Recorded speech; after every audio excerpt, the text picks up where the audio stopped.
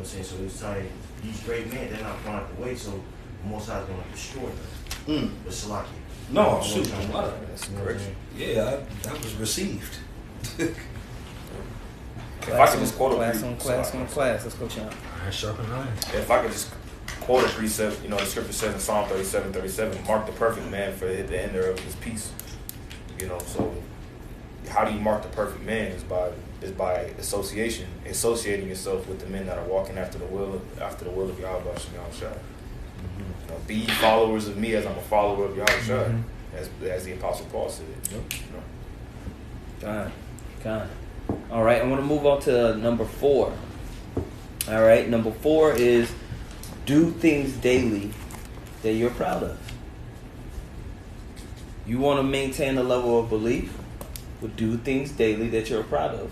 All right, and this is the difference between being in a mind state of coping with the earth and Satan ruling, and versus overcoming and focusing on the kingdom.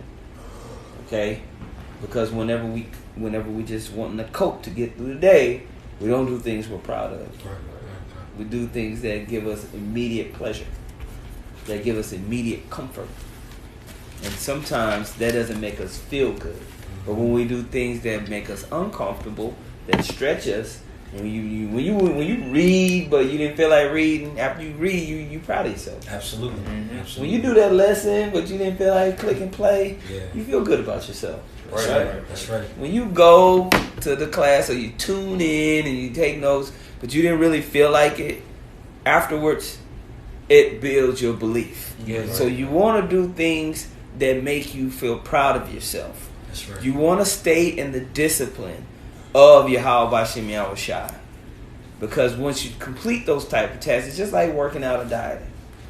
You can eat that piece of candy, you can eat that bread, but at the end, you kind of like, man, why'd I eat that? If you actually stayed with the discipline and not doing it, you feel a little proud of yourself. When you go and work out, when you didn't feel like working out, you're like, I'm sore, but I feel good. Straight up. You see what I'm saying? Man, just a quick point is when you do that, you know what I'm saying, the spirit takes over anyway. You know what I'm saying? Once you actually step out there one time, get your feet a little wet, you know what I'm saying? You swimming like a mug and didn't even realize it. You know what I'm saying? I know that's because that happened to me a few nights ago. It was late as heck. I'm tired, and I'm like, I'm gonna just read real quick. Ended up being a study session for about an hour. You know what I'm saying? And it didn't feel like an hour. Right. So that's just a personal testimony with it. Like once you get going and get your feet wet, the spirit's gonna take over. Right. If somebody can grab Sirach 26:4, you can read what you got. Kind. This is 2 Corinthians 4:14. It says, knowing that he which raised up the Lord Yahweh Shai shall raise up us also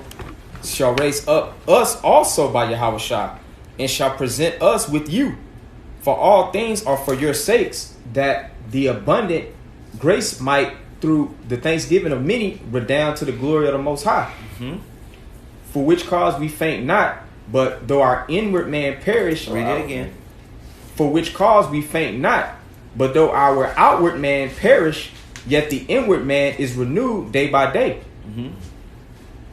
So just that daily renewal process through accomplishment. Even when you don't feel like doing certain tasks within the ministry, praying as much as you need to, reading, studying, so on and so forth. It says, let me just keep reading.